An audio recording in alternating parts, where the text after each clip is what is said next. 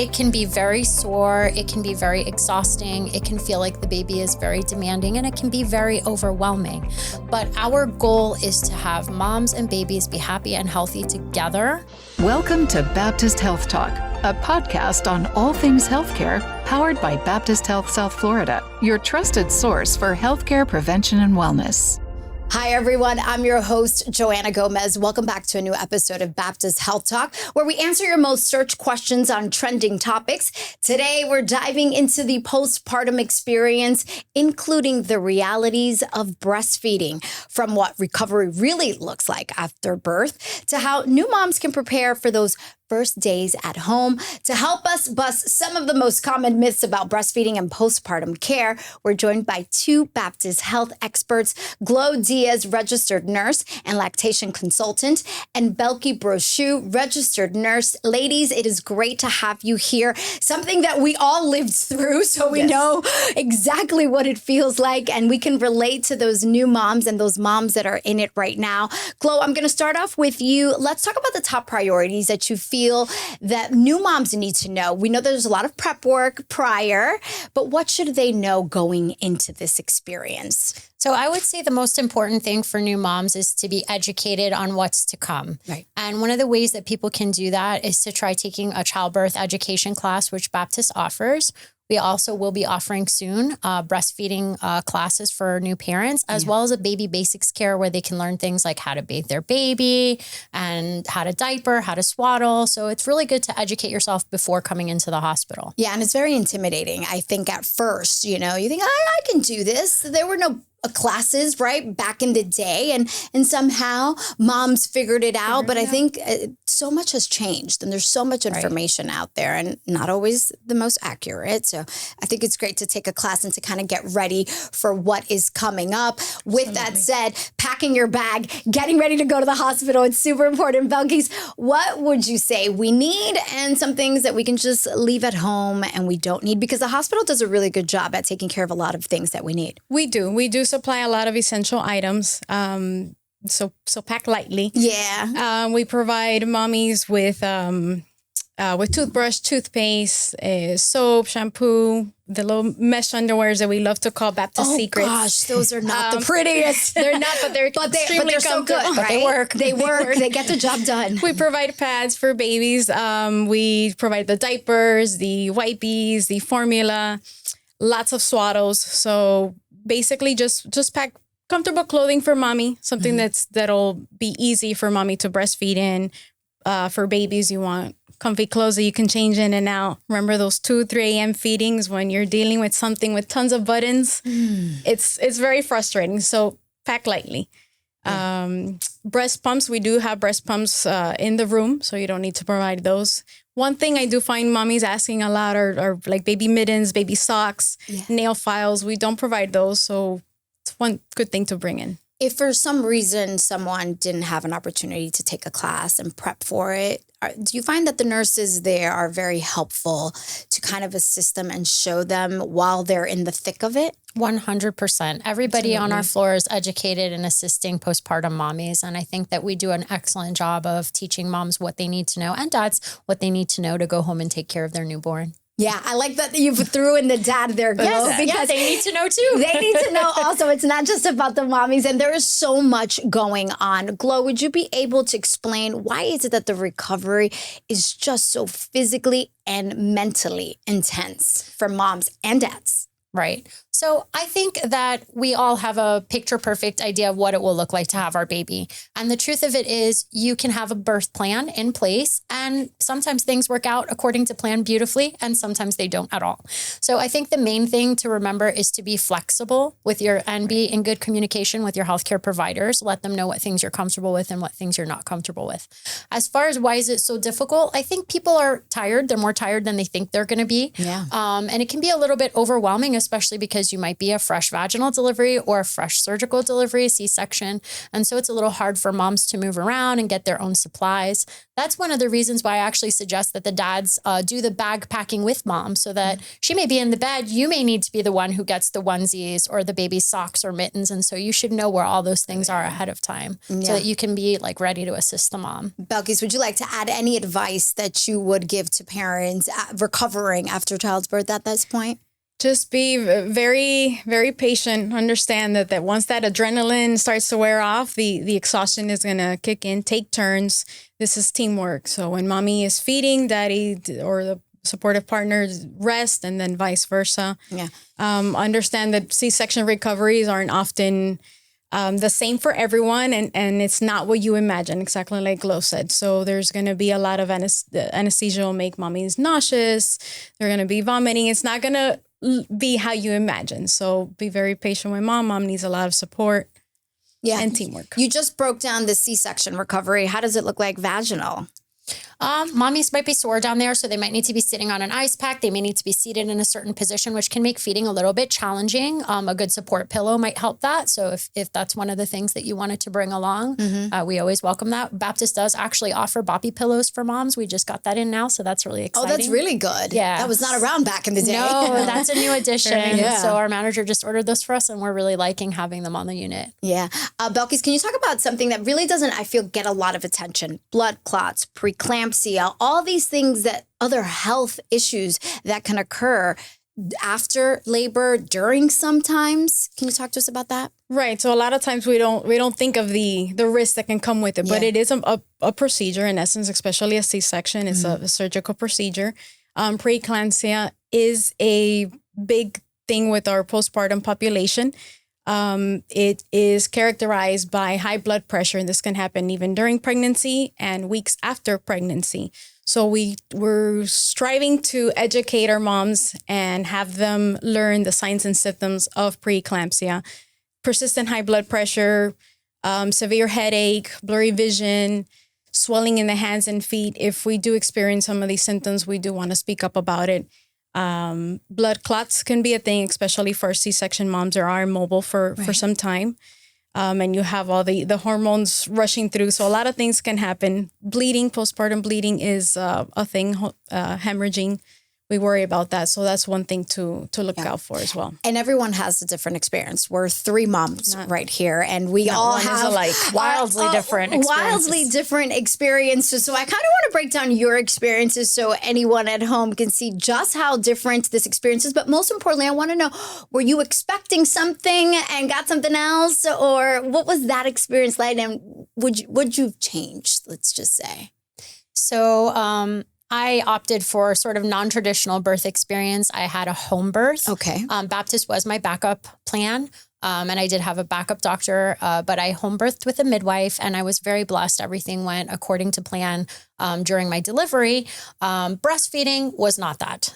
So that was a lot more challenging for me. With my first baby, I definitely struggled a lot. Attended the support group at Baptist Hospital, actually, and I got a lot of really amazing advice from some of the lactation consultants there at the time, and from other moms that had a lot of really good tips and tricks.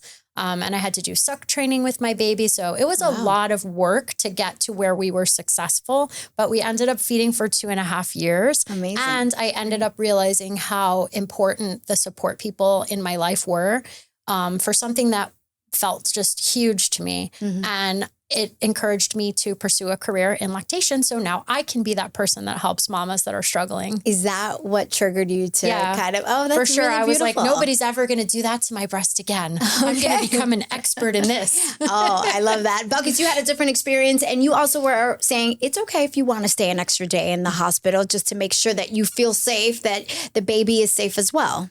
Correct. So we have a lot of parents that want to eagerly go home right after delivery. We have others that feel more comfortable staying just for that extra support, that extra comfort, the reinsurance that the staff will provide. It's okay either way. Just be mindful that there are certain procedures and certain steps that we do have to take during the stay that will require certain time frames. So what is it? For example, at 24 hours of life, we do a couple tests on baby. We do hearing exams. We do draw blood, different things that have to be done within a certain time period. So it may not be that easy to go home quickly. Yeah. And it's okay to stay. Right? Absolutely. And then some people choose to stay to the very last minute, and that's great as well. We reinforce teaching.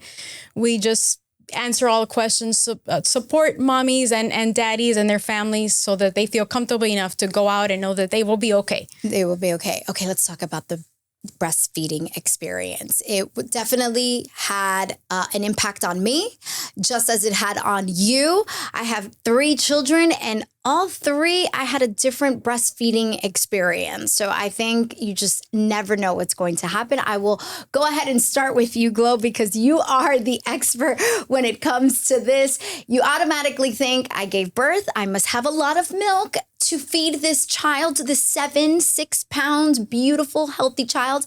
But that's not always the case. So in the beginning, the earliest milk that we have is called colostrum, and it's not super plentiful in amount, but that's okay because it sort of matches what the baby has. This is the actual size of the baby's tummy on the first day of life. And as you can see, it's pretty small. Very small. So they usually transfer maybe like a teaspoon of milk when they drink the first day in a feeding, and that's perfect for them. They don't need a lot of amount. As they continue to grow, their bellies will continue to grow. So this is about the size and shape of the baby's belly after the first week. And then when we hit week 2, we're like already up to the size of one of these little chicken eggs. So they grow, but so does mom's supply. And the more frequently we put our babies to feed with us, the more milk we'll make for them. So it's really important to feed our babies on demand, on cue. Whenever you think your baby might be hungry, you put your baby to the breast and you feed them. But what if you're just not producing enough, and then you say, you know what, as much as I want to feed my child, I think that's all our intention. You start getting that guilt, your baby's crying, you're not producing as much, and then you're like, formula. It definitely can happen where moms will get a feeling that they're just not providing enough for their baby. And we do have formula for those instances. We try to look for the reassuring signs of breastfeeding, making sure that the babies are voiding and stooling, and we monitor their weight loss and we check them for jaundice. So the nurses will be the first line of defense to make sure that mom and baby are succeeding. And if they see anything going wrong, they will let them know, hey, we have supplementation available. And we have breast pumps available in every room. So we can also get the mom stimulating with pumps, and we can help size them for the right sizes that they would need to be wearing for that. And so we have a lot of different tools in our corner that we can assist them with. Belky, I want to hear your experience with this, but more specifically on the fact of like the pressure. There is a pressure that goes around that you must breastfeed your child, for a whole year, 6 months. If not, mommy shame. Correct. We need to just stop that. I agree. Social media has a huge impact on our new mommies. So does family members' opinions. And it does create a huge guilt. I personally did not breastfeed my child. And it's going to happen to some of our mommies where they have medical conditions or physical conditions, or even their environment once they go home, that they're unable to keep up with the breastfeeding. And it's okay. To formula feed. It's okay to supplement. Babies will be okay. My baby girl is completely healthy. She has met all her developmental milestones, and it was only on formula. So only you know what is best for you and your baby. Only you know your circumstances, your situation at home. I often tell our mommies, be real with what you're going to be doing, because they'll come into the hospital and they tell us, hey, let's I do want to breastfeed, but it's only to satisfy those that are around. Once they go home, that nobody is judging them, they stop with the breastfeeding, breasts start to fill up, and then we have engorgement and mastitis, a whole different situation where that could have been avoided had we just been honest from the beginning. No judgment. We're here to help you. If your goal is to breastfeed, we're more than happy to give you all the tools needed to succeed in that. But if it's not your goal, it's completely okay. Yeah. And sometimes it hurts when you get to that point, right? And there is a myth that if it hurts, you are doing it wrong. Glo, can you break that down for us? I would say that is exactly a myth, because I would say nobody has ever been sucking on mom's breast for 15 to 20 minutes every 2 to 3 hours. Yeah. The first couple of days. Oh, you just said that and it hurt. Yes. The first couple of days, it can be very sore. It can be very exhausting. It can feel like the baby is very demanding, and it can be very overwhelming. But our goal is to have moms and babies be happy and healthy together. And so we work with moms on the positioning. We help them to get deeper latches, which is what brings the pain down. And we show them what type of support tools to use to make their latches more comfortable.